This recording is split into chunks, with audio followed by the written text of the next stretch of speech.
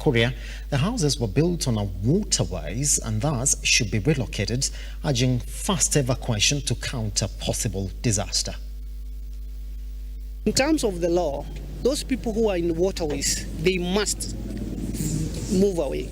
They must vacate that land, and we have agreed with the WRA that we have to start replanting those areas with water-friendly trees like bamboo.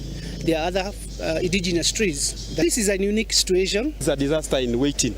In this area there are more than 10 families, parents, mothers and fathers, but we want to thank the county government of Kiambu because they have come very fast, and together with the people you see here, we've tried and evacuated the people who are around the houses.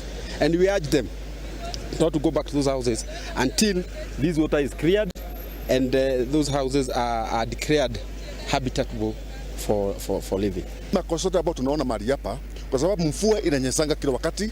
Hii ni njia ya maji tangu mwanzo. Wasasi wetu wamekuta maji kipitia mahali hapa.